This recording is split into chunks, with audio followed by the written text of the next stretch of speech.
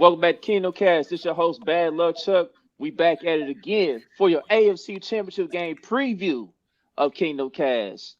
We'll be playing for our third straight Lamar Trophy. This is our fourth straight appearance in the AFC Championship game. So I want to introduce the guys real quick. Top of the screen is my guy Country. Top right hand of the screen is my guy Boogie. And we brought in special guests from the other side. You know, they're coming into our turf this time. They from the Orange is the New Black podcast, the Bengals edition. We'd like to introduce the bottom of the screen, Zim. And we'd like to introduce Ace Boogie to the bottom right of the screen. How y'all fellas doing this evening? Doing pretty good, man. I appreciate you all having us on here, man. I think we're in for a really good game, and I really can't say it enough. I thank y'all for having us. Yeah, facts. Yeah, for sure. Yes, sir. What's up, Ashley? Here you go, starting Ashley. Here you go, starting Ashley. Come on. But nah, man, it was great to have you fellas on, man. You know, me and Country, we got on y'all spaces last night. It was pretty lit. You had like over 450 people in that mug. So yeah, man. It was a little back and forth, a little banter, you know what I mean? But at the end of the day, I enjoyed it, man. I had to respect what you guys had to say, you know, especially playing it back this morning. So I was like, man, why not invite these brothers, man? Respect their grind and everything. I know y'all did an episode with TJ Hushmanzada. I just listened to that one as well. You know, you guys did a good job on that. So much respect to y'all. Appreciate it, bro. Yes, sir. So hey, RJ. What's up, RJ? My man RJ might work for like TMZ. That boy be spinning them narratives quick on you, don't he? That man really in the bushes taking pictures of the people when they come out the stores and all that. RJ was really he really about that TMZ life though. Appreciate you, RJ. How you doing this evening tonight, RJ? But yeah, man, let's get into y'all background, man. You know, first off, man, when did y'all become Bengals fans? You know, how long y'all been Bengals fans, and you know, who brought you on to being a Bengals fan in general? I think for me, you know, I'm from Cincinnati, grew up there, but I actually moved to Cali for about 5 or 6 years. But I would still come back to the city, you know, every summer and stuff like that. And originally, when I started to like football, I actually, ironically, started to like Steve Young and the 49ers and T.O. and Jerry Rice when they were going off, because I had no idea about the Bengals history. I was so young. And then also I loved Barry Sanders as well. Like, that was my guy. And Randy Moss, all of those guys, the Vikings and everything. But it wasn't until I moved back to Cincinnati in the year 2000 where I was really of age to actually know what was going on in football. And when I did that, I came back to the Cincinnati Bengals. And at that time, we had Dick LeBeau as the coach. This was before Marvin Lewis. So this was Corey Dillon, Peter Warrick. Those were some of the guys that I grew up on. And obviously, when I first got there, we weren't really that good. And so, that made me even more of a diehard fan, because I had to dissect and look into, you know, what can we do to get better as a team. So that made me want to watch the draft. That made me want to watch all of these moves happen. And then we get Marvin Lewis, and I remember we went 8-8, and I just knew that something was going to change. And then you get Chad, and then you get Carson, and all of these things happen. So I was there from, you know, the ground up, whereas a lot of the older Bengals fans, they were there to witness, you know, the Super Bowls. You know, I'm pretty seasoned myself, so I was 1 year old. I was a 1 year old when that happened, so I didn't witness any of that. So I started off in kind of the darkness in 2000. We started to have success in the early 2000s. Then we got to the AJ Green era, and we're starting to get even more established. Into now with the Burrow thing, and I just stuck through them, man. I just stuck with my team from day one. And now we're at where we at. So that's really how it started for me. For me, so Ace, yeah, I didn't grow up in Cincinnati. My father, he had ties to Cincinnati, and I had a family member who that's the one thing that the mystique, I guess, about my Zim Who Dey page is there's a family member that used to play for the Bengals, but my stuff was a little outrageous sometimes, so I never wanted them to group me with them. So I just always just kind of defer from that. So I used to go to Cincinnati stuff early on. When I got to middle school, I was a real big Cincinnati Bearcats fan. And then I would be in the city, especially like when we got to like, like championship Kenyon Martin, DeMar Johnson, all that, like that era, right?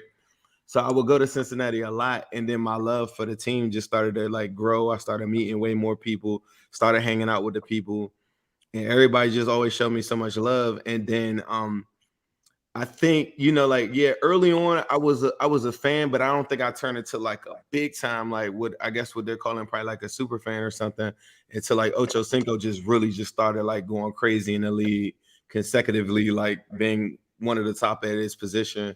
So that just made it grow. But for me, I think I just had an interview like an hour ago, and I was telling a guy, I think like for me, I kind of aligned the Bengals with like my life a little bit in a weird way. Like where you feel like you're super talented, but you don't really get the respect that you deserve, or you feel like you're super talented, but you feel short in a lot of different spots. And as I got older, I just grew, and then maybe my scouting department got better, or maybe my my field got better, or there have been different advancements where Cincinnati started off like pretty bad, and then they just got better and better gradually. Some years they took some years off, so. And I always kind of mirror it to my life. So it's kind of weird, like that I live vicariously through them. Sometimes when I tweet and stuff, I'll say, yeah, we or I, and everybody be like, bro, you don't play football. But I'm like, yeah, but like, I don't know. Like, I feel like I'm real in tune with the team as it's going on. I'm friends with like everybody on the team. Me and Ace have interviewed everybody on the team. AJ Green, like we've got some real classic interviews and stuff. So as we grew and grew and grew, it just kept on mounting up. Yeah, that's what's up, man. And y'all had some talented teams in the past too. Like you mentioned how Osenko was on, the Bengals. I mean, y'all had a few playoff teams during that era. And I felt like the year we lost to Pittsburgh when Carson got hurt on the first play or his first pass, I feel like that was the team that was going to go to the Super Bowl. I felt like if he doesn't get hurt that game, that was y'all year.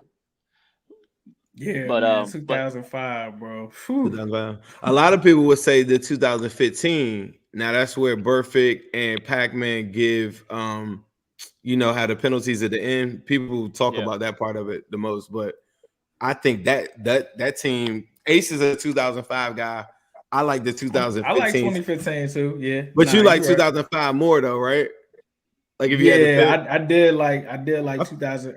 I gave them a slight edge, but bro, the offspring of that team, like I mean, that's Tyler Eifert in his prime. That's like Marvin Jones still balling in the league. That's like early Marvin Jones. Like that team was loaded, like all the way, like especially the defense. So both of those teams really good. Yeah, they was pretty loaded. I think in 2015, didn't Dalton get hurt like right before that game? Yeah, he hurt his finger. Yeah. He hurt his finger. But me and him are anti. Well, I ain't gonna speak for him. I've been super anti Dalton. We anti Dalton. Super. So we were the people that led that. So Cincinnati is a loyal city, right? So for the most part, I think because of the misfortunes of the Cincinnati Bengals, because of what Marvin Lewis and Andy Dalton did and got them into those consecutive winning seasons, it was a range where the Bengals went to the playoffs 6 out of 8 years. So everybody had this loyalty to Dalton, and he was underperforming. And for me, it was always my goal to make sure everybody knew that you couldn't win a Super Bowl with them. So me and Ace took a lot of heat for that. We lost a lot of followers, and then we came up with this crazy idea. And, I mean, not us, but on our own show, on our own platforms, we made it very clear the best way is to tank. And as luck would have it, the year that we decided, or the organization decided to tank, is the year that, Joe Burrow's coming out. So it all worked like hand in hand, because even the year before, like even before that, I don't know about you, but I wanted Lamar Jackson bad. Yeah, we both wanted Lamar Jackson. He fell all the way down the draft to the 20-something, and they thought we were going to take him. But the Bengals front office was scared to take him at that point. And looking back at it, he would have failed in Cincinnati because he would have needed way more resources. He would have needed the whole building to say, we're going to change this offense towards him, and it wouldn't have worked. But that's how that went. But Joe Burrow, it just so happened when we were like, yeah, look, this thing is over, blow it all up, like lose games. The Bengals, you'll see like Mixon, all these guys, they started shelving them early. Like they had like a lingering like issue or something like that. shelved the whole team. AJ Green, same thing, shelved them early. So then lost all those games, came back, got Joe Burrow, and the rest is history. Yep, for sure, man. And Joey Burrow, he's definitely the right guy for y'all. He's always been a gamer, you know what I mean? He's grown on me. Ever since, LSU, like I had a lot of respect for him that year. That year he went crazy, won the Heisman, won the national championship, all that. So but let's get into y'all podcast, man. How long have y'all been doing the Orange is the New Black podcast? Man, I'd probably say it's going on 3 years now, Zim. And so Right. I'd probably say about 3 years. So like Zim was like the biggest Bengals like page on IG, like on Instagram. He was like doing his thing. I at the time was like the biggest YouTube channel, and like a lot of our fans knew of each other, and they were like, y'all need to connect or whatever. And so Zim used to do these dope things on IG Live. I think it was like the Players Lounge, right? And so he would go live with like people, and then we went live together. I stepped in and we went live together, and like everybody went crazy in the comments because they just couldn't believe that we came together. And I remember we did that, and it was dope. And then I think like some Bengals fan or whatever came out with this list of like his favorite content creators or just people on there, and me and Zim went on the list, and everybody was like, how do y'all not have Ace and Zim on the list? And like we talked to each other and we were like, man, we about to like take over this whole Who Dey thing, like let's do a podcast together. So then we started to do a podcast, and literally like our first episode, bro, no cap, like somebody emailed us, like Cincy Jungle emailed us and was like, we want to bring y'all under our umbrella, like as a professional podcast. And like, you might not know it, but like, I don't know what the Chiefs equivalent would be. It's probably like your SB Nation Chiefs thing.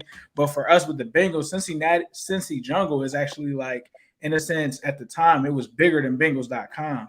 And so we knew that it was just going to take us and propel us to a whole other level. And we jumped on there, and like we had to get everything out of the mud. So like when we first came up, like we weren't just handed interviews. We were told we were going to be handed some interviews. It really didn't happen like that. And like, credit to Zim.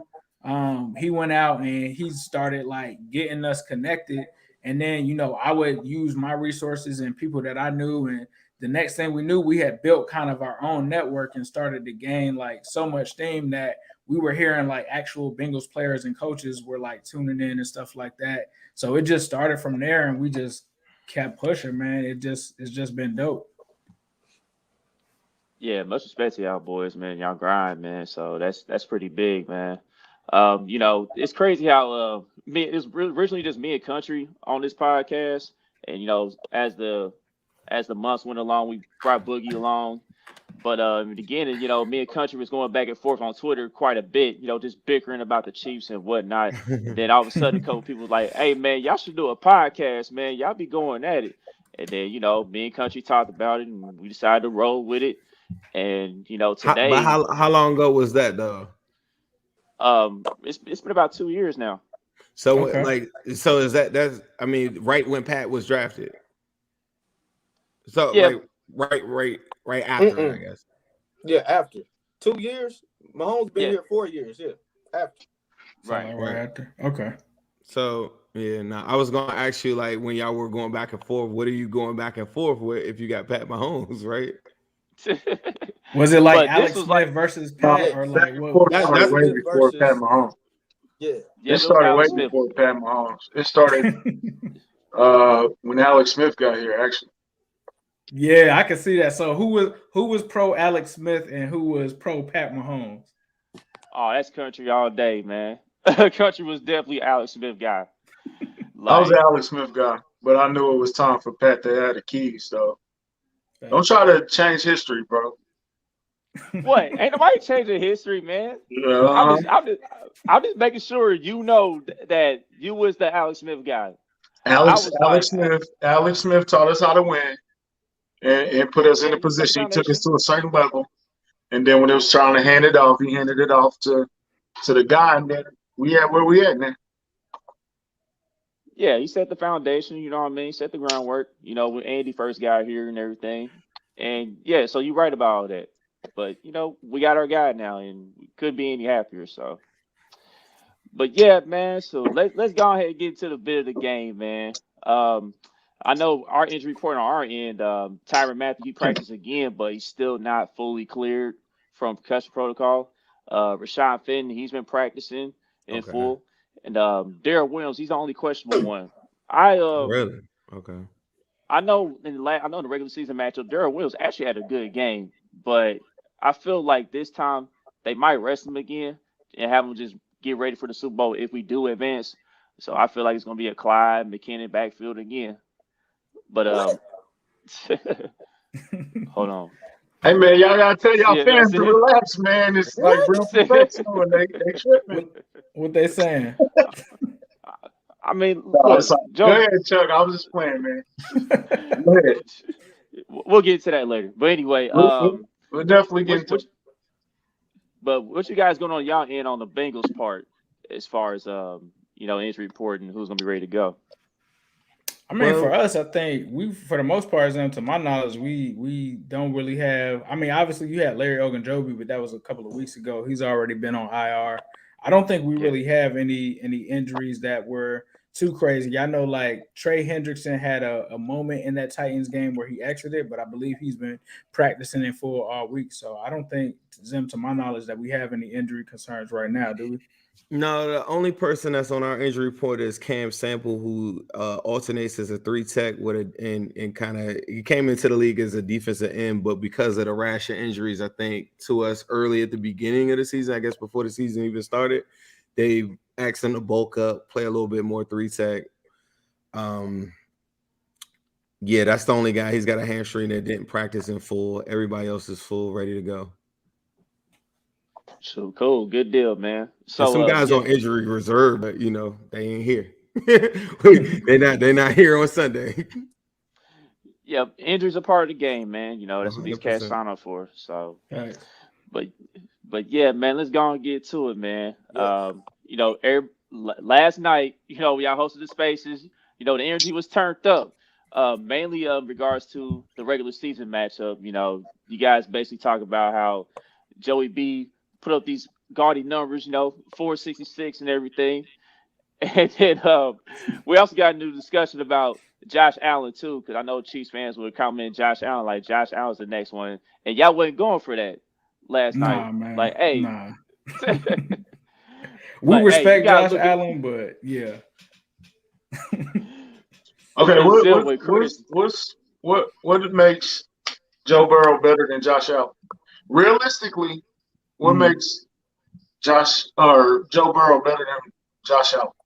I think the IQ level. I think the way that Joe Burrow is able to come down and just analyze everything before play, the way that he's able to read defenses at the level that he has been doing it, I think is not like it's not normal. Like last week, I think Zim talked about it. His headset went out in that game against the Titans, like right before half, to the point where the coach couldn't even get play calls in. He's out there calling his own play calls out there on the field. And like ever since day one, like Joe was already like, in a sense, had the right to audible into his own play calls and kind of do things that you don't normally typically see from a rookie, right? They usually get a leash.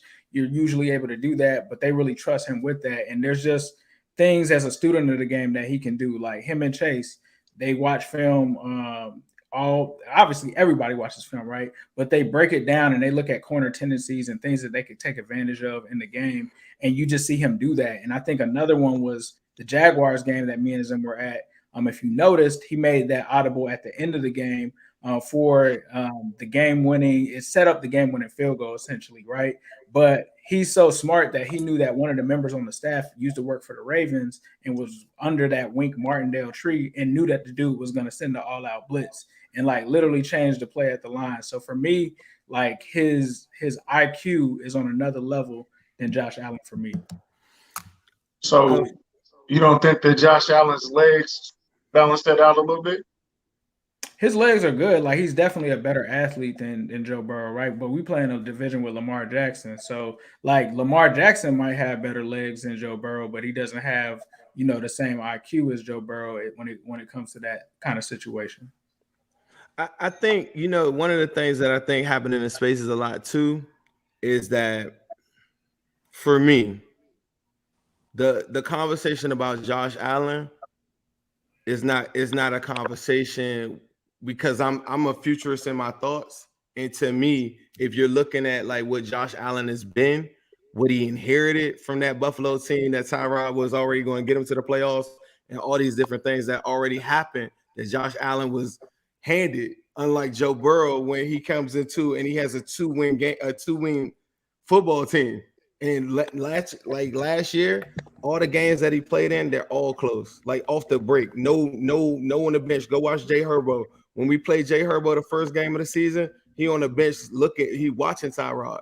Joe Burrow, no all season, none of that stuff, comes right in there, throws the game-winning touchdown to AJ Green. First game of the season. They called it all, pass interference, Chargers win the game. But that right there set the tone for our whole entire season. When we go through, I'm talking about like whether it be practice, whether it's off the field stuff, whether it's stuff in the community, whatever you could think of from Joe Burrow, whether it's in our community, whether it's in anybody's community, 100% is locked in and in tune with the city. So that's first and foremost.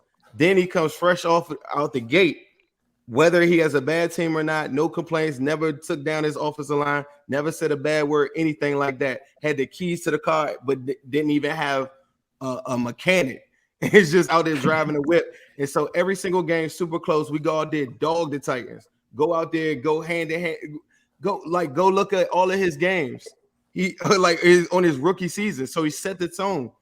When he got hurt, I remember the week before that, he said, it's a lot of people that's going to talk about my game, say I take sacks. He said, I'm built like that. I'm going to go into a spread offense. So don't get confused that it's going to be a lot of hits taken on me. I apologize to the city in advance. Like, I hate it's got to be like that, but these are the circumstances that we're dealt with. When I look at Josh Allen, from a skill level, from an arm talent, who could throw the ball the furthest, who can run maybe a little bit faster, Josh Allen, who has a bigger run package, who can boot, who can do more RPOs, Josh Allen, but the mental, and that's the part that I'm just thinking, like, when we're talking long terms, we're going to be arguing these 4 or 5 quarterbacks for the next decade. It's always going to be Josh Allen, Justin Herbert, Pat Mahomes, and Joe Burrow. So I'm just saying, when we're talking about the top and the elites, whether you feel like Pat Mahomes is your number one clear cut every single year, he's got to continuously keep on doing it over every year, because every single time there's a new Joe Burrow that pops up on the scene, every time there's a person that is coming to take the throne or whatever, the conversation is going to be had. By you being a Chiefs fan or whatever, you're always going to go with your guy probably for the most part if he's balling, right? And for me, I'm not going to say I'm always going to go with Joe Burrow. I just don't feel like the team itself was nearly as good as the Bills. And Joe Burrow is taking a 4-win team and taking us all the way to the AFC Championship, something that Josh Allen has never done. Huh? And he just did it last year. A 4-win team? Oh, you said a 4-win team in the championship. He inherited a playoff team. He was never thrust into action like Joe Burrow. And he wasn't like that until Brian Dable was his coordinator either. Everything that I'm saying is even or whatever, this is what my belief and my truth is. It doesn't make me right or wrong. This is just what I believe. I could show you every statistic like we did last night on the space. People will be like, I don't care about that. I can show you. There's a great argument for Joe Burrow to be MVP this year. There are some people that say, I don't care. There's some people that will actually listen to it. This is just my belief. You can have that conversation, but Josh Allen, we know coming out of college, he was more raw, right? We knew that coming out. So we didn't expect Josh Allen to start off. He wasn't the number 1 overall pick. We didn't expect him to start from day one. Joe Burrow was a Heisman winner, an NCAA champion. We knew he was more prepared to come into the league right now. So we know that. But Josh Allen is asked to do more. I think he has a better arm. He's proven to do it on multiple occasions in the playoffs. This is not his first year in the playoffs. See, that's why when y'all say that about Mahomes and arguing over that, Mahomes then went to the AFC Championship 4 straight times. You can't just do good one year and then be better than Mahomes, because the standard has been set. Nobody has started their career like Patrick Mahomes ever. So that's why, not as a Chiefs fan, that's why I can't compare them to Mahomes. Mahomes is on another level, and then we got the rest of these young quarterbacks. Now, when we talk those young quarterbacks, Burrow, yeah, we can argue he's won, but I'm gonna go with Josh Allen. Like I said, he done been to an AFC championship, just had one of the best playoff performances, period. So I'm gonna go with the consistency.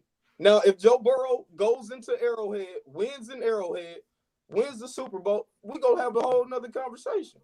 But as of right now, we can't put Burrow over Josh Allen when he just doing what Josh Allen did last year, right? So one thing I'm gonna ask you about, you said that Joe Burrow was expected to come into the league and do all of this, right? That was after LSU. Before Joe Burrow had what? That was after 2020 LSU. 2019 LSU, Joe Burrow was considered to be like a 4th-round draft pick. And I really feel like if you would have thought about it back then, Josh Allen would have been drafted before Burrow until 2020 happened. So I feel what you're saying with the Wyoming thing, but Joe Burrow himself kind of came out of nowhere too. He, like in 2020, that's when he just kind of shot up and became this person that he isn't. The other thing is this. I respect Pat Mahomes. I still feel like he's the best quarterback in the league, right? But y'all do have Andy Reid, bro. That's a big difference. And Josh Allen also has Brian Dable.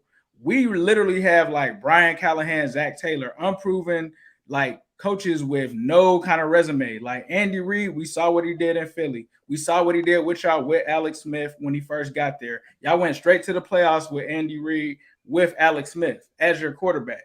This is a dude that's always gotten to the conference championship. This wasn't like Pat Mahomes wasn't the person that propelled Andy Reid into the conference championships. He was doing that with the Eagles, bro. But he was never doing won that it. with the Eagles. He never won without Mahomes. That's a fact. Mahomes That's a fact. Fixed a lot of Andy Reid's flaws from Philly. But you have to agree with me, bro. Andy Reid is one of the best minds in football. For sure. But when he was in Philly, what was we saying about Andy Reid? We was talking about he couldn't get it done. We was talking about he couldn't get the job done. Fact. So he did it with McNabb and Alex Smith. What was the difference? The difference, I think, like you said, it definitely comes with the quarterback, because when he got to the Super Bowl with McNabb, too many turnovers in the Super Bowl. He had 5 interceptions or something, or 5 turnovers or something like that. But yeah, Pat Mahomes is a hell of a player for sure. Yeah, so here's how I feel about the Burrow and Josh Allen debate. Like, at the end of the day, Joe Burrow is better in the pocket. You know, he is better at reading defenses from the pocket. Josh Allen has the better arm talent. You know what I mean? He could do a little more with his legs and stuff. But like Zim said and Ace, I mean, I think I agree at the end of the day. Even though Josh Allen was spectacular in the postseason this year, I think long term, I mean, I definitely would ride with the smarts of Joe Burrow. I think that would give him the edge just a little bit. But it's really close. You know what I mean? The AFC got the crop of quarterbacks right now. Sure. The NFC, they kind of on the downside right now. So it's gonna be a war. There's literally no argument that anybody could definitively say this guy is better unless I took Josh Allen, put him on this team, or I had these different circumstances, because it's all circumstantial to a certain degree. So now we could go off of what these guys have done. Okay, but Josh Allen been in the league longer, so then that's not even a fair comparison either. So what I look at is the trajectory and how fast did we get here. We got here at light speed. Like Josh Allen ain't get here this fast. Yep, but if I'm playing devil's advocate, Aaron Rodgers got there fast, right? And then the rest of his career, what we've been saying, he never got back to that high. Let's see. That's not a debatable. You know what I'm saying? That's nothing I can't debate what we don't know. All I know is what we got in our face. I know that Joe Burrow just came here and took the lead by storm and ran through and came through the AFC championship game. And here we are. And you know what? Like, we very similar franchises. Like, we had our down years. We had our success. We had our down years. We had our come up. I'm trying to get where y'all got this mentality of that traditional underdog from. What happened to y'all? Like, what happened? Why are y'all so? It's because, why are we so? Hold on, let them finish. Why are we so what? Like defensive, like, and so it's just like I'm trying to put us back to where we were. Like, I just never felt like my quarterback. I don't know, man. It's just weird. It's just like not y'all. I'm saying the vibe around the fans around y'all. It's like this respect card, and nobody likes us, and nobody likes Joe Burrow. He's the best that ever played, and he's doing this and he did that, and oh my God, when he walked through, and it's like, where's that coming from? I'm just like, what? He's nice. Joe Burrow is nice, bro. I'm not going to disrespect him. So let's do the reverse card. Say you in my shoes, right? You think that I'm about to come? Hold on, but like, say you me, right? You think that you gonna wake up in the morning, right, and then come on anything, right? You seem to be a positive brother. You seem like you know what the heck you're doing in life, right? You think that you will wake up and say, yeah, this dude just got me to the AFC Championship, and he just did all of these different things, and then you're gonna wake up and then suddenly not be confident in him, and then just and be like, you know what, y'all got it. Like, I'm not built like that. You know what I'm saying? So like, that's just a weird proposition for me to say, like, I'm supposed to go high somewhere because we had success or something. I'm maybe I didn't understand. Like, what am I supposed to say that we suck?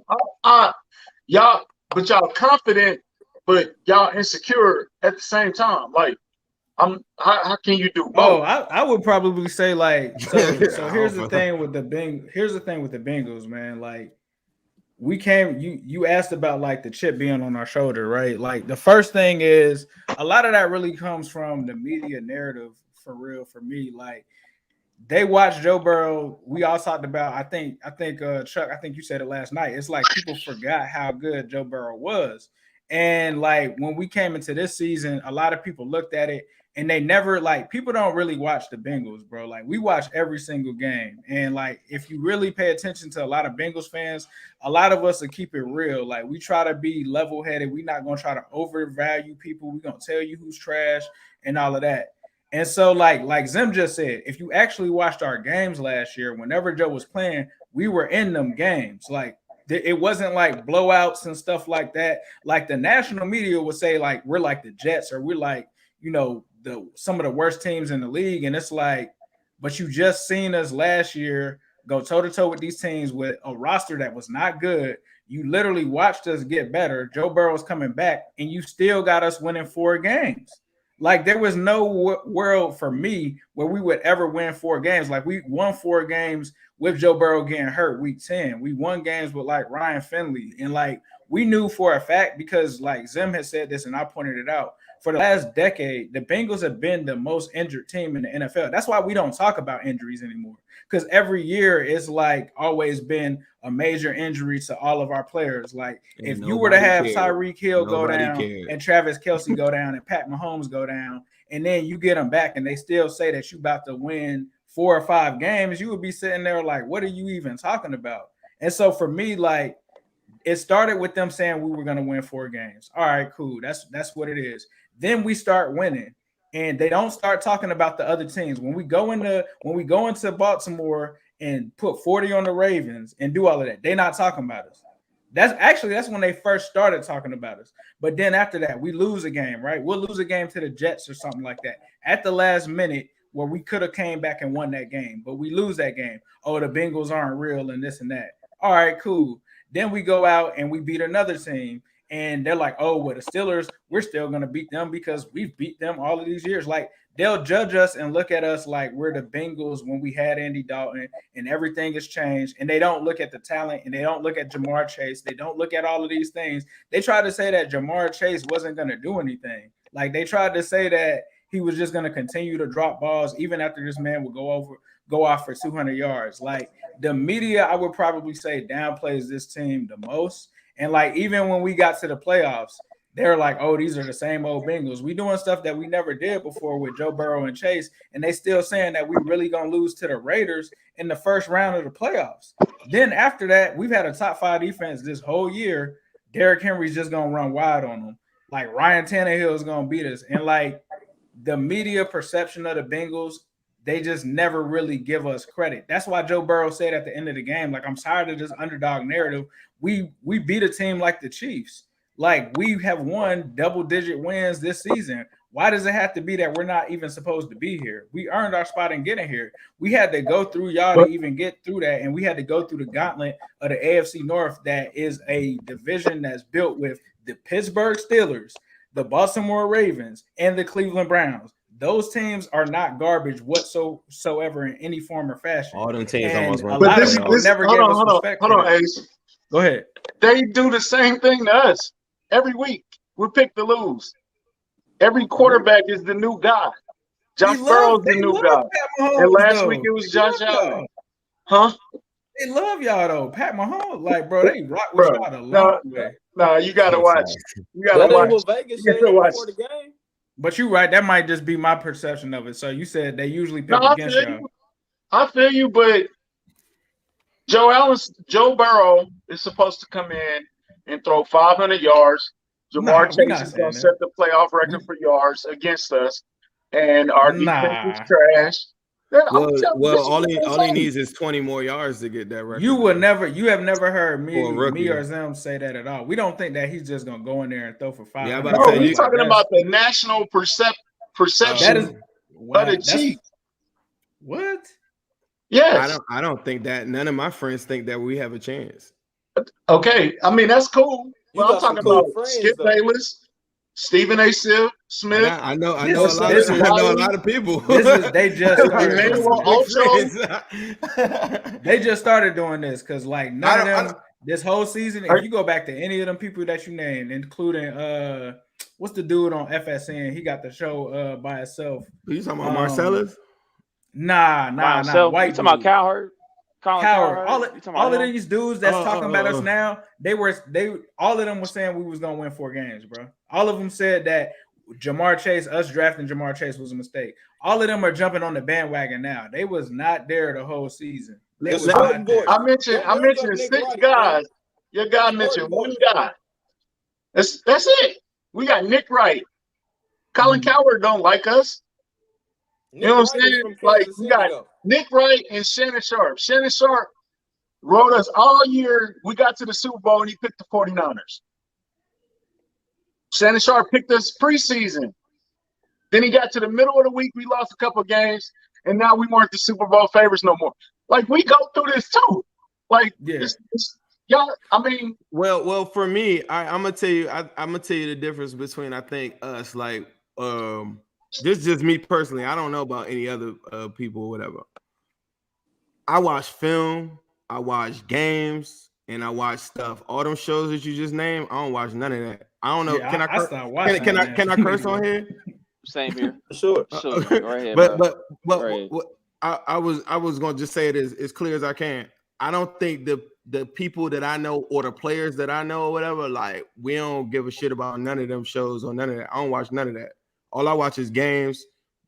I don't care what them people think, because if it was about what they thought, we'd be here. We wouldn't be in this conversation right now. We would have had 4 games. So when you say like you think our fan base is insecure and stuff like that, I think that's all. I feel like we're looking at a guy that just came in here. I'm gonna just run you off a couple of different things real quick. Hold on. If you don't listen to that and y'all don't hear that, where is the disrespect coming from? So let me tell you. We still hear it. Like, I don't. This is Joe Burrow. This is Joe Burrow's real first year, because his first year got cut short, right? First year didn't play the last game of the season because he set 4,611 yards. There are a couple of quarterbacks ahead of him. That's one of the stats that he's not at the top of, whatever, right? Passing touchdowns 34, but way less attempts. Completion percentage, he's the highest in the NFL at 70%. Go to yards per attempt, 8.9. While he's getting sacked 51 times, he's still completing more yards per attempt than any other quarterback in the National Football League. Passer rating, Aaron Rodgers at a 111, Joe Burrow's at a 111.1. He's literally 0.3 off in percentage of passer rating. So these are the things that they don't tell you all, I guess. And then as we move forward, and then we have conversations about Joe Burrow versus Josh Allen, I'm like, where Josh Allen isn't on any of these lists. Interceptions, Joe Burrow was at a point mid-season where he was at 14. Last 6-7 games, He didn't throw a pick up until last week where they had that bogus one. The refs called it an interception, so I'm going to go with the refs. So there we are at 14. But also, Josh Allen has 15 interceptions. Also, Justin Herbert has 15 interceptions. There's literally no category. I could keep on going. Time sack to be throwing the ball, pushing the ball further down than any quarterback in the National Football League and be leading in sacks is something that has never happened in the NFL. And this is his first full season. Go to sack yards lost. Number one in that as well. When we go to the next category, like the stats they're mind-boggling. I'm not going to bore you with that. But for me, those are the different things that if you were a Bengal fan, you'd probably be looking at that a little bit more and probably be saying like, yeah, Josh Allen isn't in any of these categories. But we know the talent of Josh Allen, but I don't live my life off of stats. I live my life off of results. Joe Burrow in his first real full season absolutely delivered. But we know stats lie though, right? Zim? Yeah, but you can't lie about who had the most yards, who had the most touchdowns, all these different things like that. Now, there are circumstances on why these guys have that. Like I said, Joe Burrow doesn't have as many yards as that. They benched him for the last game because it was it didn't mean anything. Yeah, but in his last 6 games, I mean, dude was throwing for 420 per. So if he would have kept on going, he probably would have been third probably in yards in the National Football League. But it didn't happen. And I'm not saying that stats are how we define anyone. I'm just saying that the results and what we're talking about versus people that don't get a chance to see him every day, people should be looking at some of those things and saying, you know what, this dude really did ball out and do what he had to do. Colin Cowherd, I did see that because I do pull clips, gave a great argument on why he thought Joe Burrow should be MVP. And a lot of other people said the same thing. There's a good argument to say that he's not. I would say that I think he should be in the conversation. We played Aaron Rodgers, took him to overtime. I blame the coaches for that loss because they took the ball out of Joe Burrow's hands. But if you watch any Aaron Rodgers game this year, he doesn't push the ball down the field. He throws balls. He's 11th on there in yards per attempt. Joe Burrow's first.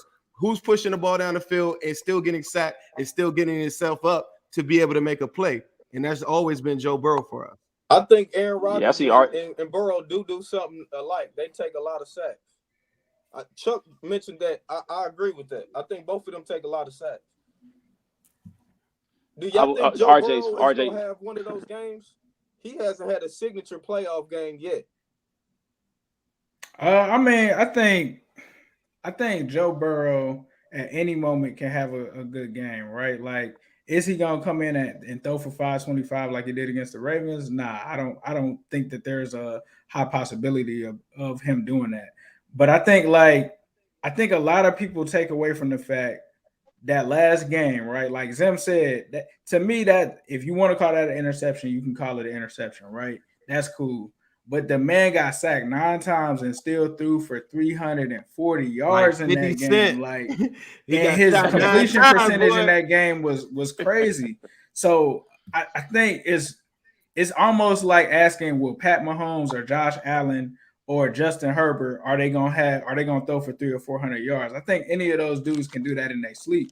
I'm not saying he's gonna throw for 500, but 300, something like that. Yeah, I could see him doing that. Okay. It's the bet. It's a really good bet online. I made it, I think it was like 2 weeks ago. But the over or under on Joe Burrow throwing for 286. So Vegas thinks that he'll throw around that range in this game. But I don't think that's the difference in winning and losing. I want to know. We're not going to interrupt you. I want to know how Cincinnati comes in Sunday and wins the game. What has to go right for Cincinnati to come in Sunday and win the game? The very first thing. Go first, or you want to go, Zim? Yeah, let me answer this. I'm gonna do a short version. You could kind of expand on it. So you talked about the TJ Houshmandzadeh interview we had. We did that. What was that, 2 days ago? And he brought up some really good points. That's a person that played at Arrowhead a lot of different times. He talked about early on Joe Burrow. Like, this is the one thing that people don't understand about the team or how Joe Burrow is set up. We're so ahead of the schedule on what I think the front office thought. They went to the preseason they went to the draft, went and got a second round guard, went and signed Quentin Spain, went and signed Riley Reef, who is now on injured reserve at right tackle. when that happened, people said, okay, well, Joe Burrow, we need to run the football more and protect him or whatever. Joe Burrow comes to the press conferences and says, no, that's not what we're going to do. We're going to spread, right? And we're going to run the offense that I like at LSU. And I'm going to take sacks and I'm going to get hit and y'all got to deal with it, right? So most people from the outside looking in be like, man, he be getting sacked. But the same thing where I thought in the first game where Chris Jones had a big impact on that game and registered 6 pressures, Joe Burrow evaded 4 of them. I think Chris Jones might have ended up with 2, right? Yep. But that's what Joe Burrow does on a weekly basis for us, though. And the one thing that the Titans presented was a front that wasn't trying to push, and they weren't trying to, like, they create a wall. And I think that's his kryptonite when I'm looking at film and I'm looking at some of these games after the fact. I don't think that Chiefs present that problem, but that's not to say that they can't put pressure on Joe Burrow. And TJ was saying early in this game, it's very important that he doesn't get sacked early. That's one of our major keys, is like to make sure that the crowd isn't a big factor very early in the game, whether it be throwing the ball away, like just getting rid of it really quick and just not registering a sack, to let the early crowd, like when you first come to the game and everybody's standing up and everybody's super turned. And then sometimes you get into these games and a couple of run plays that are successful and stuff start to kind of bog the crowd down some, right? Even though it is Arrowhead. I've been to 22 stadiums in the United States or whatever. I've been to really loud ones. I've been to some that aren't as loud, right? And he was saying that there are different points, and he mentioned this at Arrowhead. It was like, if you could run the ball successfully early in the game, then that would be really big, and that would help reduce some of the crowd noise, possibly. Maybe it doesn't. Maybe everybody's so turned. Maybe it's so crazy that they can't stop it. And that was one of the major points that I thought he said to start off the game. The other key point is that if we could sustain some of the early blows that are going to happen from the Chiefs, it's the Chiefs. Like, if you can sustain some of those blows and they don't register touchdowns early in the game, then I think that could limit, just onslaught that a lot of teams just end up getting blown out, just because once you get into that type of deficit, now you're putting yourself in a hole. Now the defense in. Now Frank Clark is 100% coming 100 miles per hour because the threat of running isn't even there. So okay, so early in the game, so basically you saying. So then after that, if we then go into Kelsey is the leader of the offense to me. Tyreek to me is the guy that he's going to look for to make his big plays and make it happen and go on those deep crossers that kill people. But if you go look at the second half of the first time we played y'all, the very first thing that we did was disrupt the timing of Kelsey at the line of scrimmage. So one of the things that I think they're going to do early in that game, we have a guy named Trey Flowers who is the same size as Kelsey. We have more than one. Right. But for me, I just think that he's the nucleus. Like, you can have a bunch of guys, just like I feel like we got a lot of guys, right? But if you can get hands on him, disrupt the timing, that could work in your favor.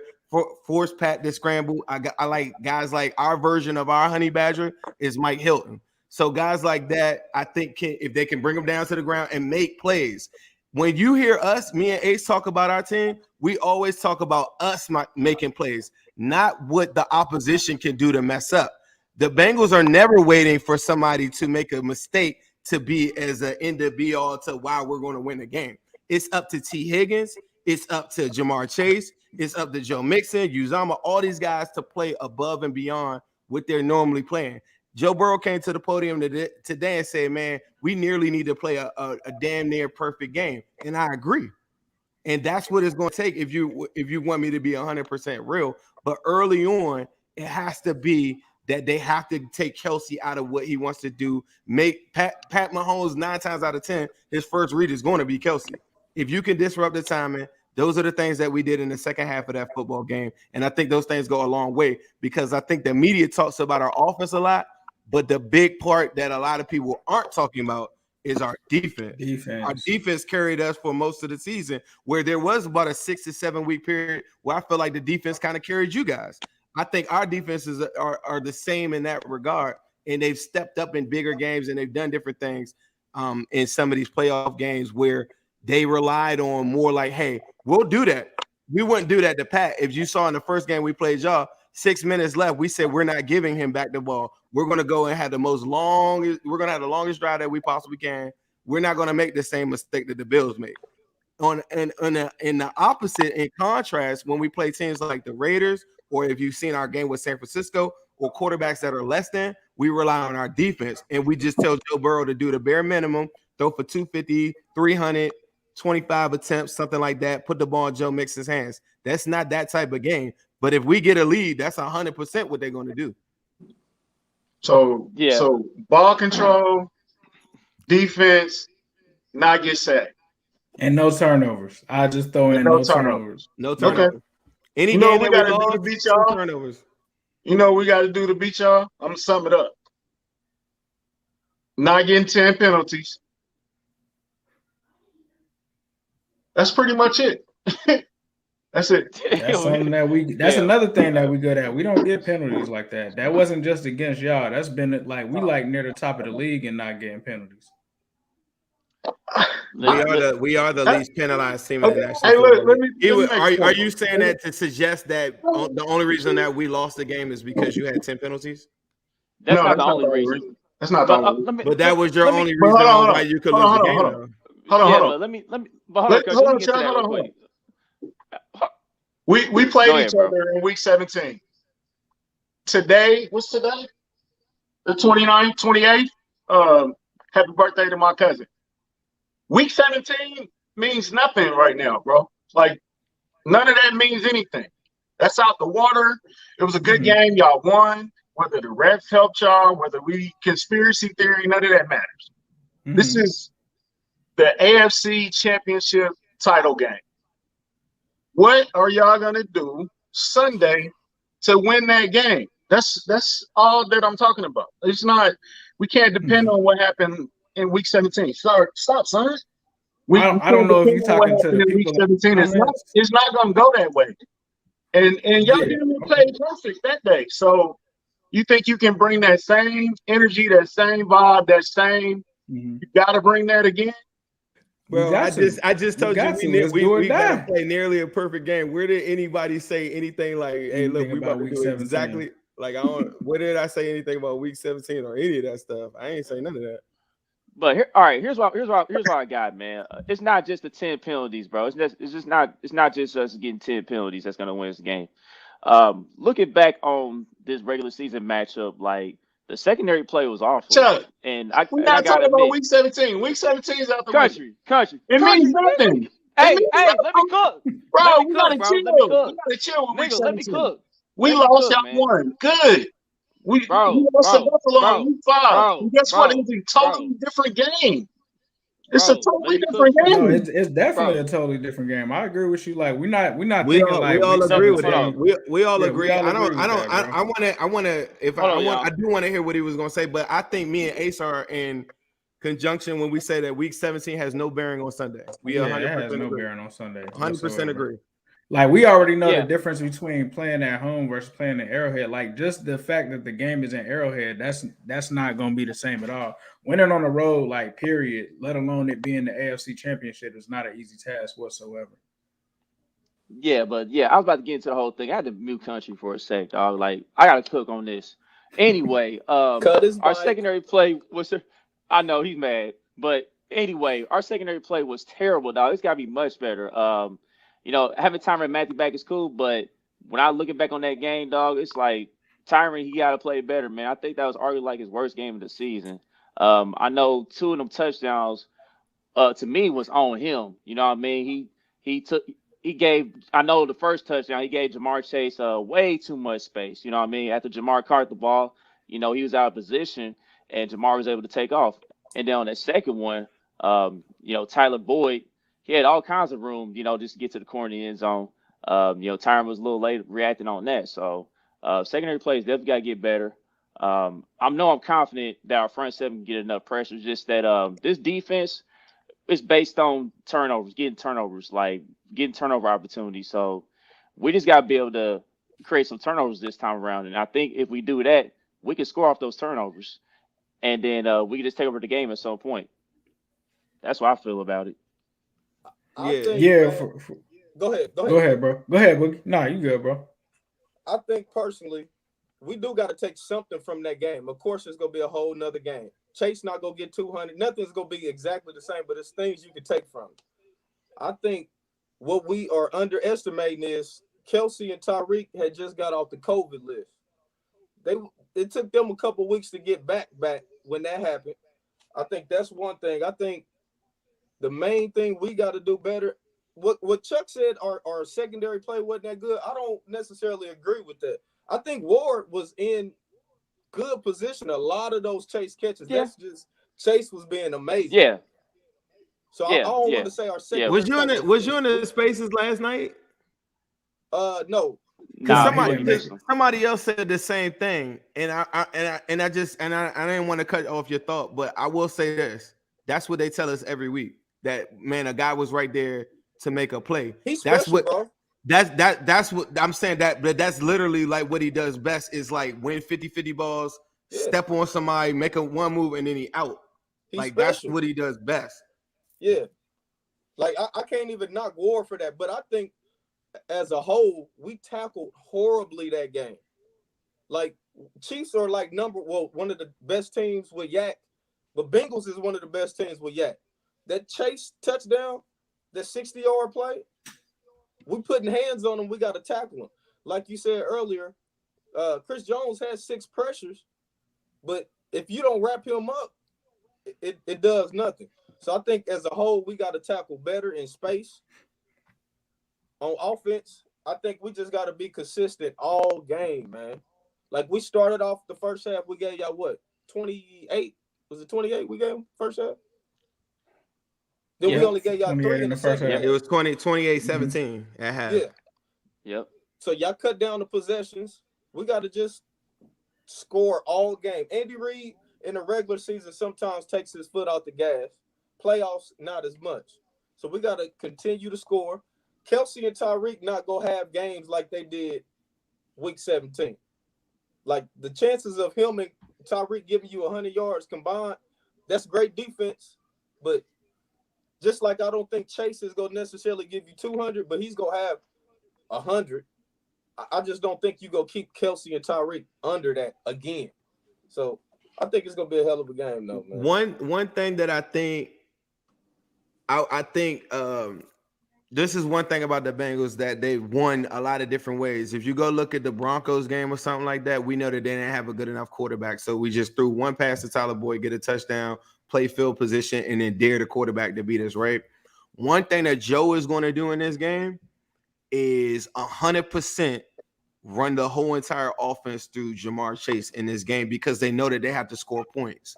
And anytime that a team says, we're going to take Jamar Chase away, which happens a lot, and a lot of them games that he had 150, 200 yards, teams said that. And especially like the Ravens said that. They would have 2 and 3 people where they have a cloud coverage over the top with the safety the whole entire game. You identify that with pre-snap and everything like that, and he absolutely destroyed them. And I think Marlon Humphrey is a pretty good cornerback, but Chase put 250 on his head, and he had help. So I only say this doesn't mean that the Bengals win the game, but the concept of we're going to adjust what we're doing or we're going to adjust or whatever, Burrow and Chase got this thing where they look for certain things and they go for back shoulder and they'll get 100 real quick. There is a world that they live in too, that if y'all showing too much love to them, we seen games where T. Higgins will have 200 yards too. So we do that too. Or there are games that Tyler Boyd has 100 yards. So one of the things that I was saying last night is that we have 3 wide receivers that have 1,000 yards. Now, Tyler Boyd fell short of that by 100 and I think 8 yards or something. But these are 3 wide receivers that we've done that in 3 different phases of a game, like whether you take this guy away or take this guy away or whatever. So sometimes when I talk to opposing fans or anything like that, they'll say, yeah, I don't think this guy going to have that.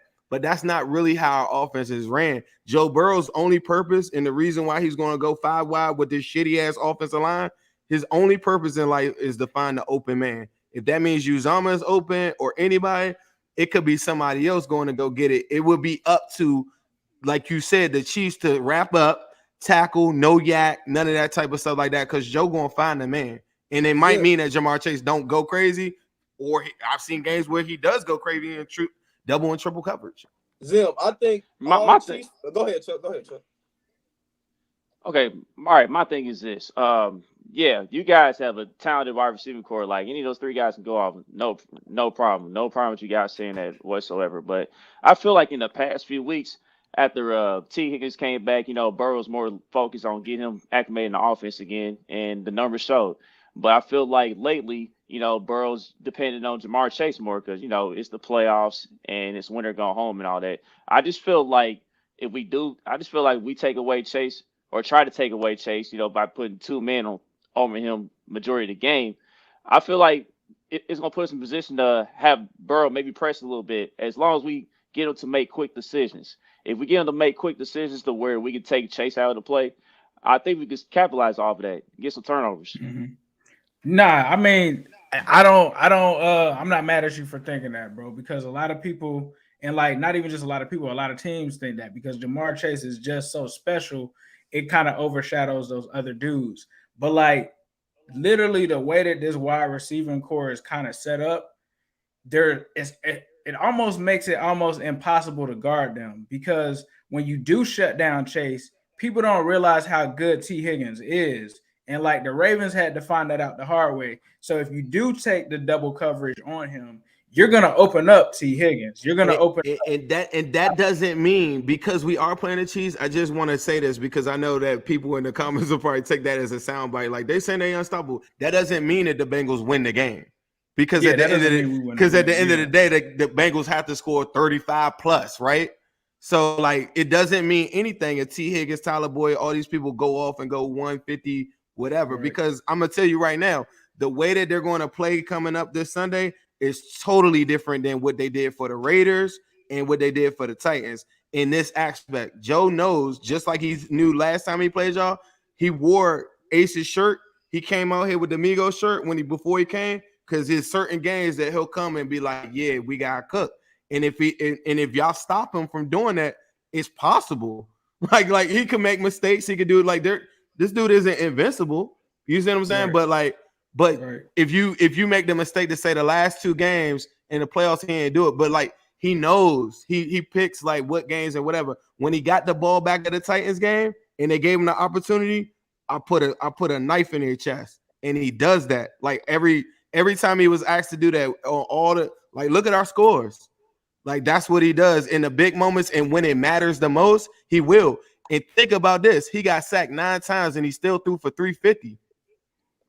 Look, I know we don't want to talk about week 17. No, I know we don't want to talk about week 17, but I think this is one of the biggest reasons y'all won, and it's prevalent now. We didn't even make any adjustments on Chase. Like I'm not even saying he's great. You heard me say that, right? Right. The whole game we played him the exact same from first to 4th. Mm-hmm. We never changed it up.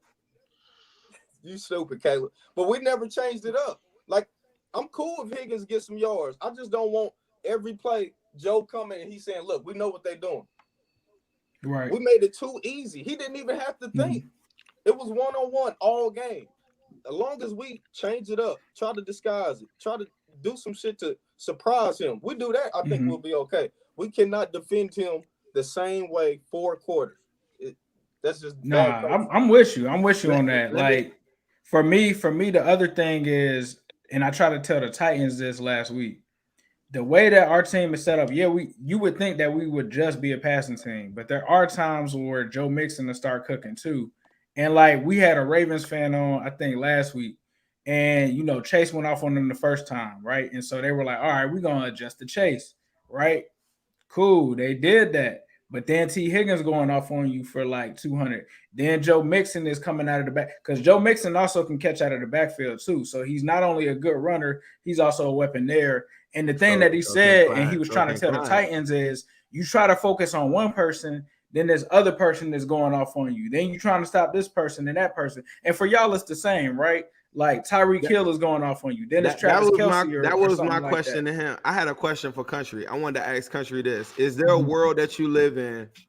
Is there a world that we live in on Sunday where Tyreek Hill doesn't beat Tyreek, or Kelce is not Kelce, and y'all win the game? Or is he still muted? No, we did that a couple times this season. You know what? So no, that was we don't have to play different. I'm just asking a real we question. We don't have to play different. We don't have to change nothing up. Your boy had a hell of a game. He had a historical game. I'm gonna keep saying it. And we only lost by 3 with 5 seconds left to go in the game. Mm-hmm. We don't have to change nothing up. All we have to do is do our thing better. If we play like ours and we don't shoot ourselves in the foot, the results will be the same. We was up 28-7 at one point, right? And then we started shooting ourselves in the foot, terrible penalties, lack of play calling. We took the thing off the gas. I don't know. I just don't see. I don't see it, bro. I don't see us losing. I don't see what we need to change up. Jamar Chase is not going to have 266 yards every time we play. It's impossible. If you don't change up, bro, he would. That's you saying that. I would. Bring it then. If that's what Jamar Chase got to have 266 yards. I wouldn't expect y'all to come out with the same game plan. I want all the smoke. Jamar Chase, please bring your A+ game, bro. Get 279 yards this time, please. Bro, all we care about is the W. We don't. Right. It don't matter. But that's why I asked the question. I'm asking a real legit question. Let me ask you then, Chuck. I'm not trying to take over or not, I got a real question where I just want to ask you: is there a world where, like, say that, like what I'm saying from the Bengals standpoint, my defense is going to try to stop Kelce from getting off, right? Is there a scenario that you could see, like Byron Pringle or McCole Hardman or something like that? Like, say I'm able to do what I want to do and I'm able to stop Travis Kelce and disrupt the timing of Patrick Mahomes, whatever, the line of scrimmage. Do you think that there's a world that y'all live in that Kelce gets shut down or he's limited and Kelce isn't Kelce and you still win the game? I mean, we kind of had this scenario before a little bit. It didn't result in a win before. I know we played the Colts one game on Sunday night, and Pringle got off a little bit, but resulted in a loss. But it's like, if you shut down either Tyreek or Travis, I mean, one of those guys that have proven they can step up. Lately, Pringle has stepped up. I know Pringle's been getting the end zone quite often in these past few games. That's regular season and in playoffs. Pringle's route running is super slept on. Shout out to my boy Nat. My boy Nat works out with Jamar and he works out with Pringle in the all season. So shout out to them. I'm sorry, but Pringle's super. His route running ability is super underrated. Yeah, definitely. He just got to get more consistent hands in the offseason, but I like what I'm seeing from him lately. McCole Hardman, they not using him like a number 2 receiver anymore. They using him to his strengths more often. Like, they using him more of a gadget guy, but in a sense, we're using him like out in space. Like, just get him in one-on-one matchups that have him beat one guy. And also we've been kind of lining up in the backfield too. We kind of sort of using him like Debo a little bit, not as much, but we found ways to get him to be successful in these past few games, and that's worked out too. So the other guys have proven they are capable of stepping up, whether you shut down Tyreek or Travis. So I'm still confident that we can win the game. I was going to ask you about McKinnon too. Didn't that start with the Bengals though when McCole got that deep catch, right? McCole definitely. That was Pringle on the first one, on the first miscommunication touchdown, right? It was like a deep post. McCole caught that deep one, but I don't think he scored though. Pringle didn't score a touchdown in that game, like the first or the second touchdown in that game. DeMarcus Robinson scored the first touchdown, and then Travis Kelce scored the second one. So DeMarcus will have a game on you too if you sleep on him.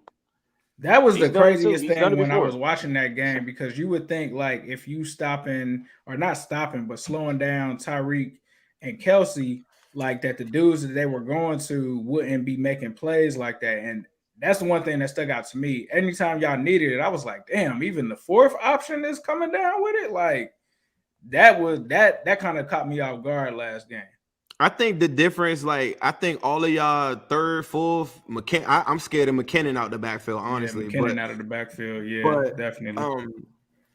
I think all of them are capable. The difference, I think, for the Bengals is, God willing, the health and everything has been on our side for what we call the amigos or whatever. And for us, I don't even know if you just call it consistency. For our 3 wide receivers, the reason how they got them numbers is just because every single week, that's just like there is no weeks off for them 3.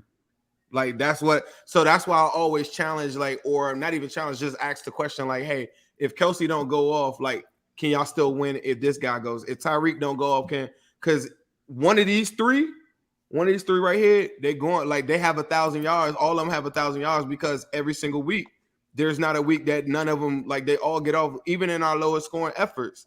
Like the lowest scoring ones, one of them going to get 100, like, regardless. But I think that goes to the Andy Reid point y'all was making earlier. He's very specific every week. Like, it might be Pringle's week. It might be McColl's week.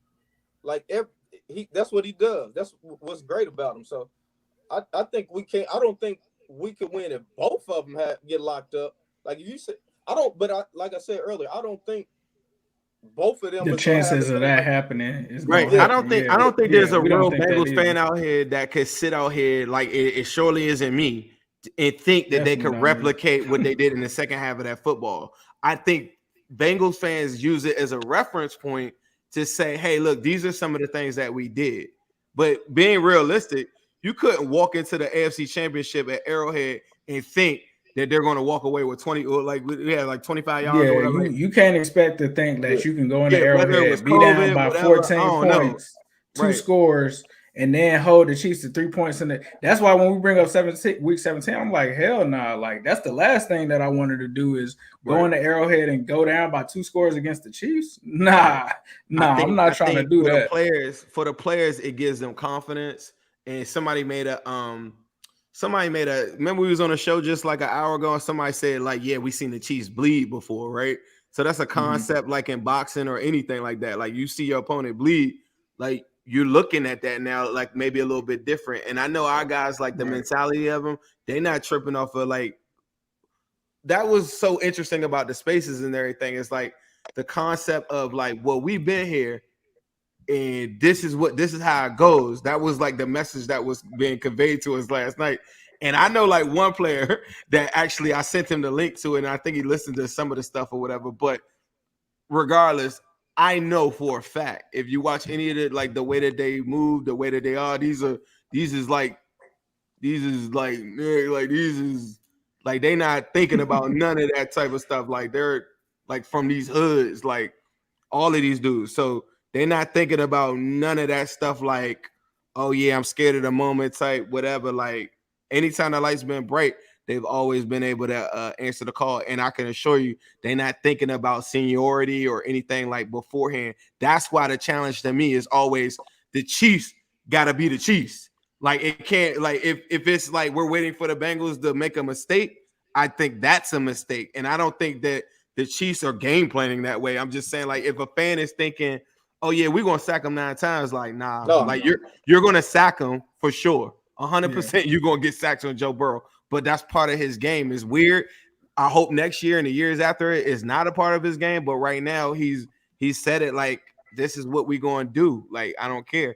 But it'd be silly for a fan to think that they could replicate the second half of that football game. And I also think, Zim, like, it's going to sound crazy when we say this, or when I say this, and it's probably going to be like, you know, this sounds like a team that's never been to the Super Bowl before.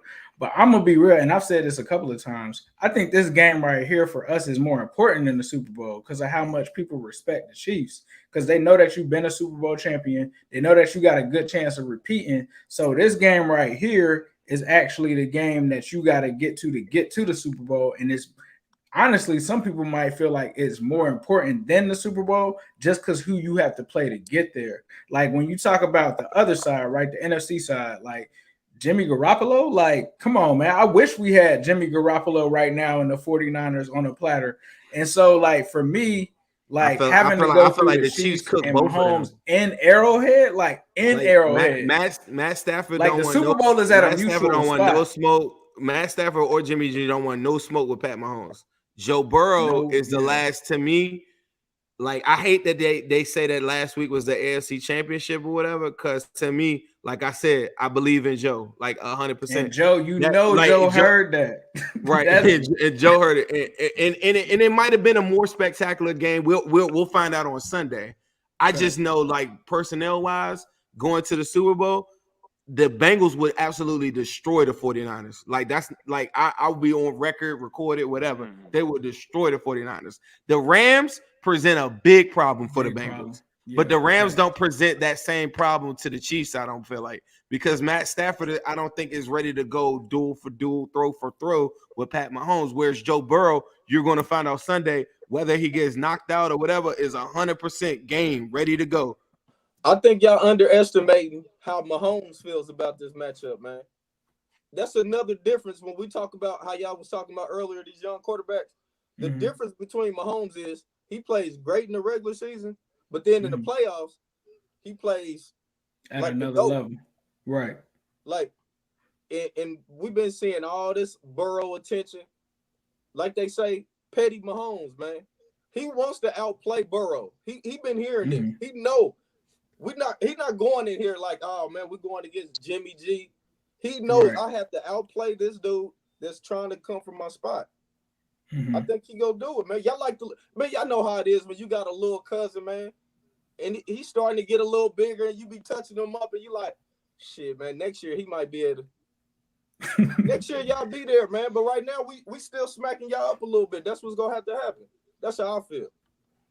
No, I respect that. Yeah, man, that's dope that you said that. But one thing that I just thought about, we was talking about Josh Allen and Joe Burrow earlier. Remember what y'all quarterback said to Joe after the game? He said, "I'm gonna see you in the playoffs." That already lets you know that he got the respect of Pat Mahomes. He recognized real, and that's what Joe Burrow said. A bunch of respect for you when they dapped up, and he said, "I'm gonna see you in the playoffs." I'm gonna tell you, for sure. Joe Burrow's black. Joe Burrow's what? Joe Burrow's black. Dr. Umar. Anyway, man. Here's my biggest question to y'all, man. Does y'all offense travel? Because I've seen a few of y'all games, and there was times where y'all was struggling to get that ball in the end. So yeah, depend on Evan McPherson quite often. And McPherson, he was a beast this year, kicking them field goals. You know what I mean?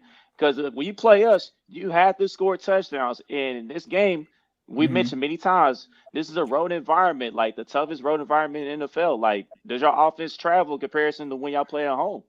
Yeah, I think at the beginning of the season, we definitely had some struggles, like as far as the offense. And that's why we said, like, when it comes to like defense and stuff, it doesn't tell the whole story. Because like the first half of the season, we had explosive plays and stuff like that, but it wasn't really consistent. And really the defensive unit overall was actually outplaying the offense. But once the Jamar Chase thing kind of clicked and they got everything going, they were an offense that was really able to put up points in bunches. The thing that threw us off, in my opinion, with the Raiders is we have ran so many, like Joe Mixon usually goes crazy against the Raiders. Like, so we were kind of expecting to tailor our game plan kind of to that. And when it didn't really work, it kind of threw us off in that sense. And we obviously should have converted more times in the red zone. With the Titans, I feel like they were already kind of an elite red zone defense. They don't really allow too many people to score against them. But here's the thing. I hate talking woulda, coulda, shouldas, but think about that screen to Chase. Like, if Chase doesn't get tripped up at the end of that by that safety, that's 6. Like, that's a touchdown. Like, there's certain plays in that game where it's like that. But the offense, to answer your question, the offense can travel on the road, and you're right. That's another key to this game. You cannot not score against the Chiefs.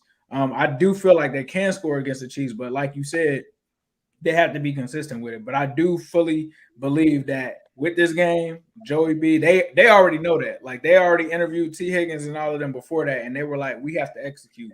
We can't come in here with Evan McPherson, like you said, and just expect a field goal fest against Pat Mahomes and the Chiefs. I wanted to ask you about your kicker or whatever in the last game, right? So Evan is super confident, super confident.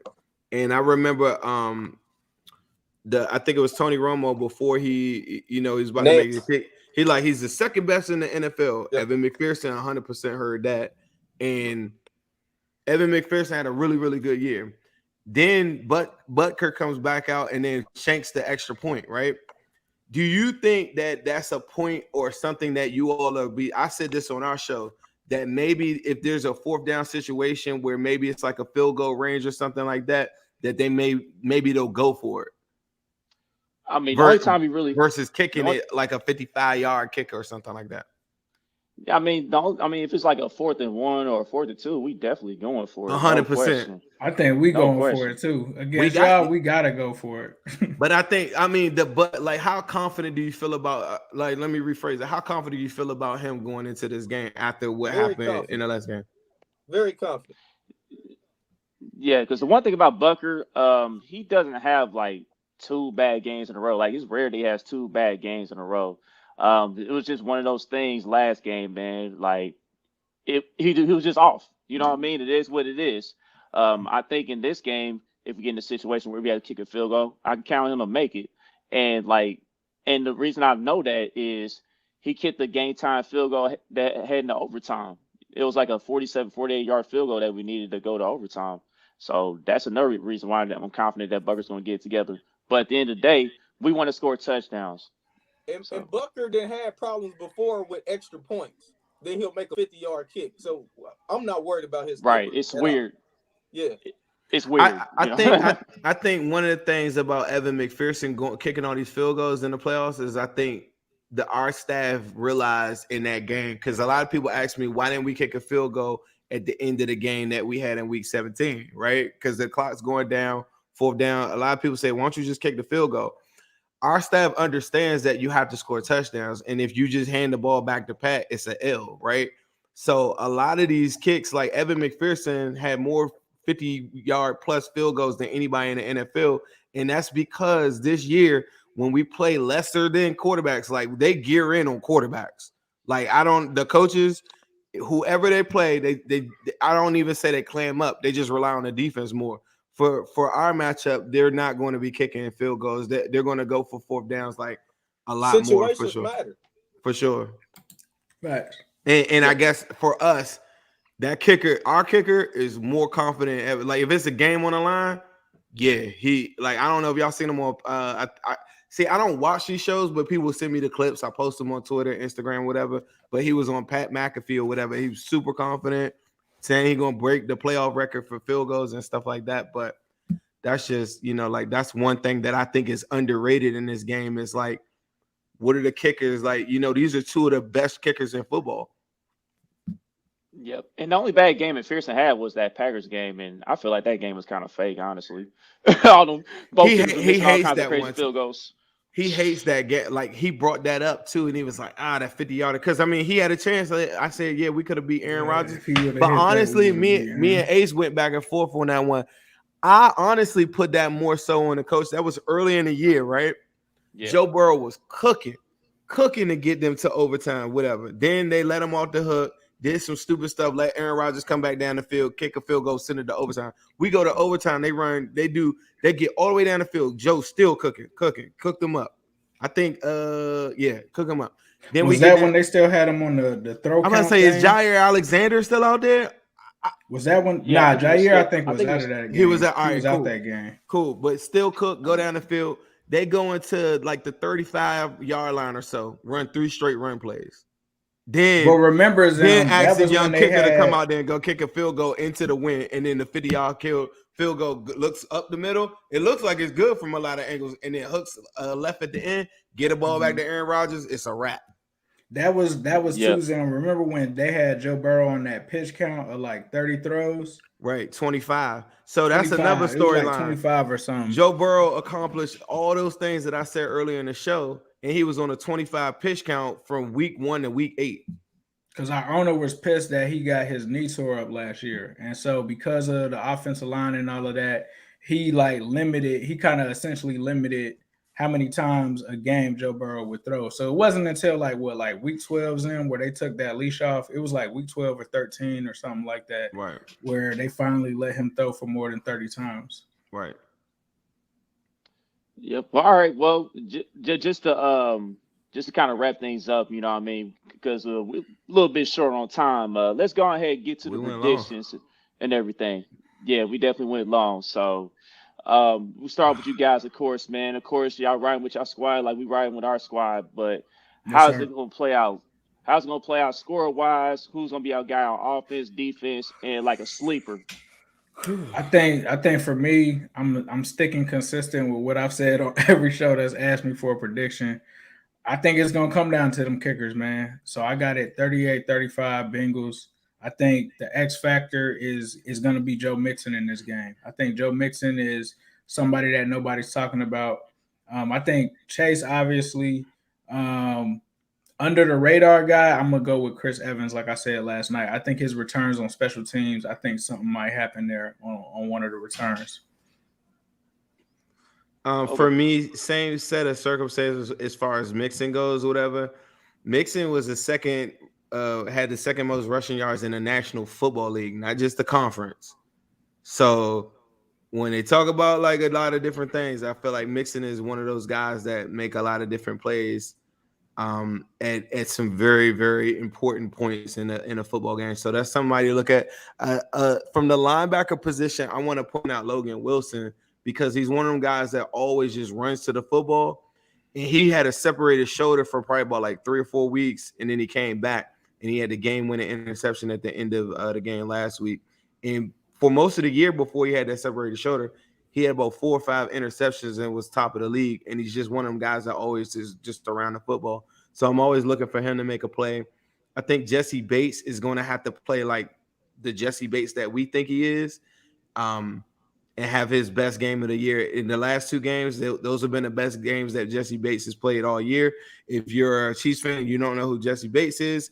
He's a safety for the Cincinnati Bengals, and he's really good. He a dog. He a dog.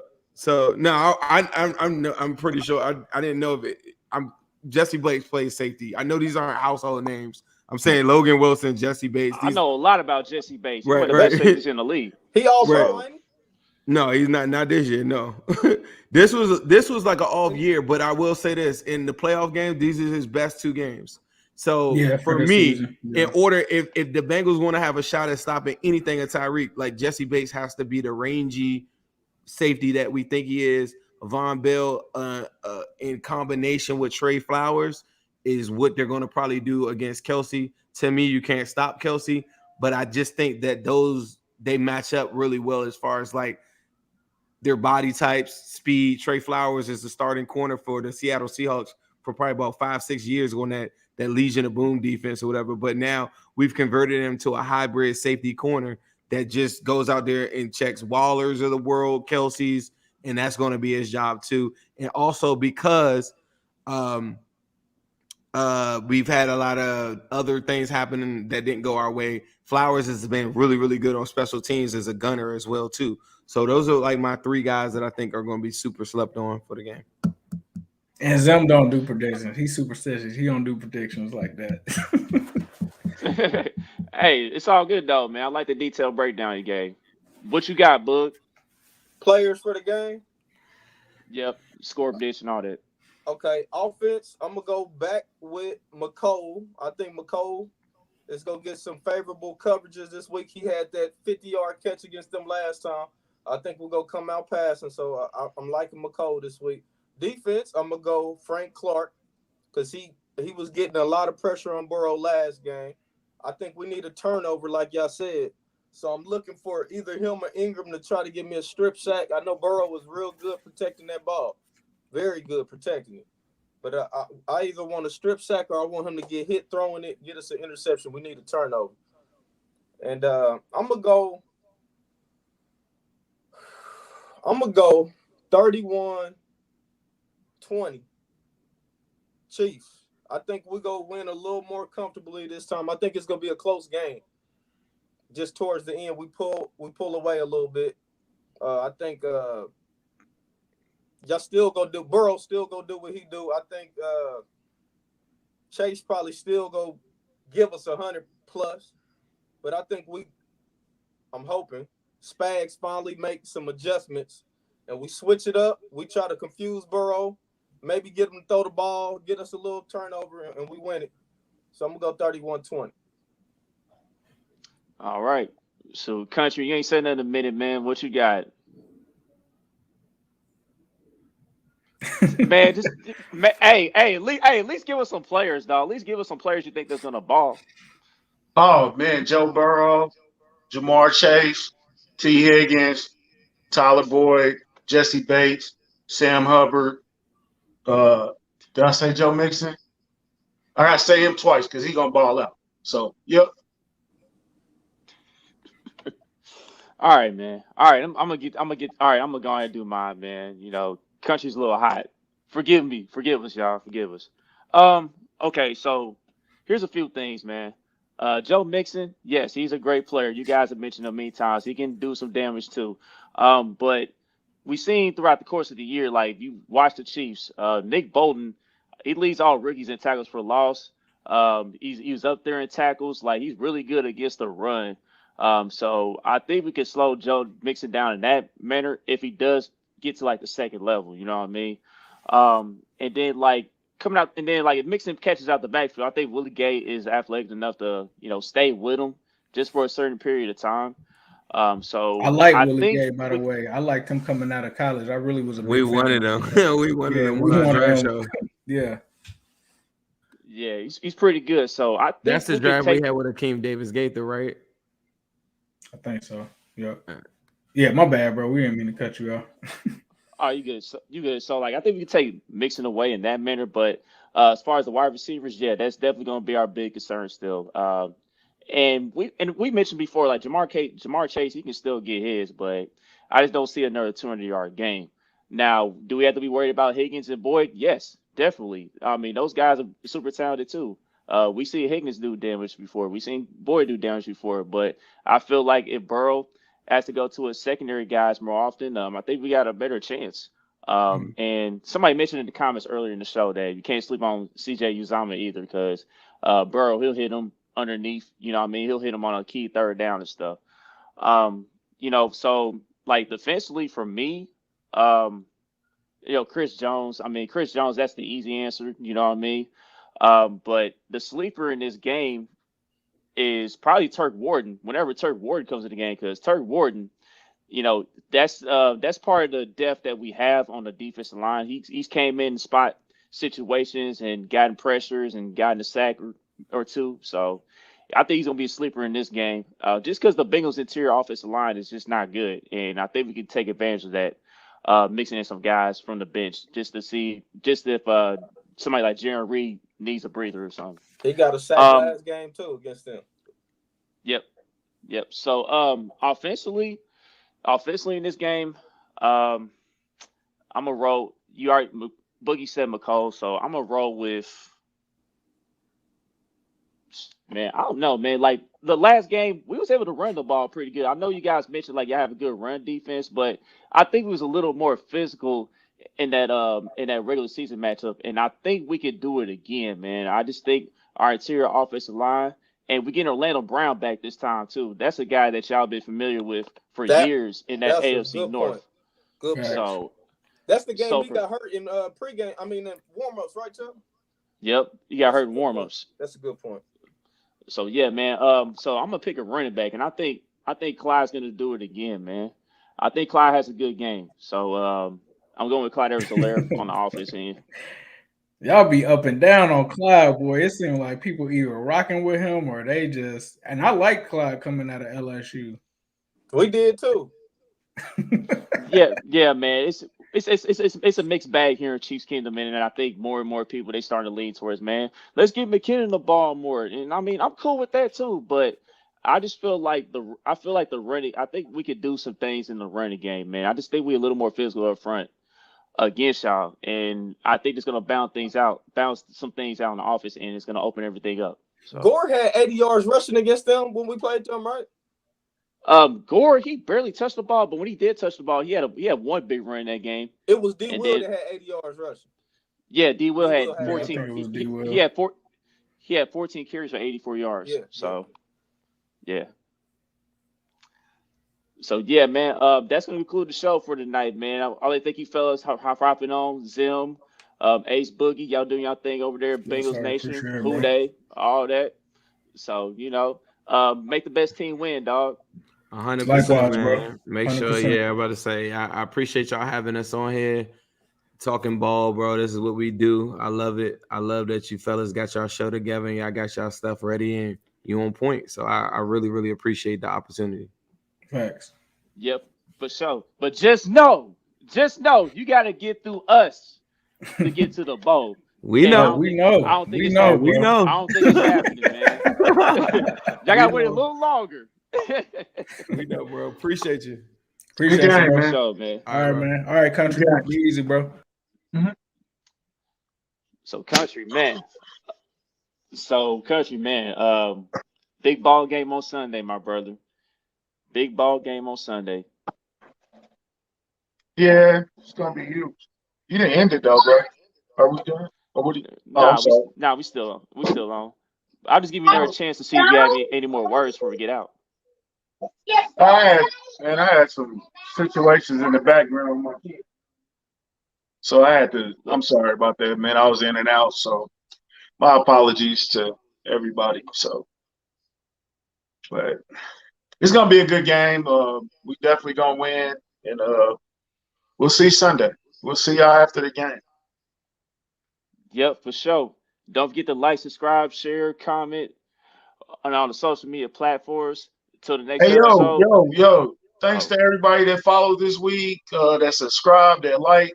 Hey, man, we appreciate y'all. We had a big jump this week, man. And we definitely appreciate y'all. We got something coming special for our fans and people that rode with us since day one. So, I'm okay, Chris. But we'll see y'all after the game, man. Win or lose, we'll see y'all after the game. Yep. So yeah, man. I'm gonna talk about the milestones real quick. We had over 1,000 followers on the Twitter. We reached that. I got over 200 subscribers on the YouTube. We reached that. So salute to y'all on that. And I think on Facebook we're approaching 500 on that. So salute to everybody who's been rocking with us, man. And then I want to shout out a specific follower on the Instagram page, all the way Trey. A few weeks ago he commented, he's an Uber driver and he was just talking about how he finally found a podcast that's relatable. You know what I mean? Like we can relate to, because not only we give out good cheese content, we talk about stuff that's relatable as well. We mix that in. So we just try to put out the best content possible, man. And I appreciate all the feedback, whether it's good, bad, or just any type of criticism. So but yeah, man. Till the next episode, we out of here, y'all. Let's go, Chiefs.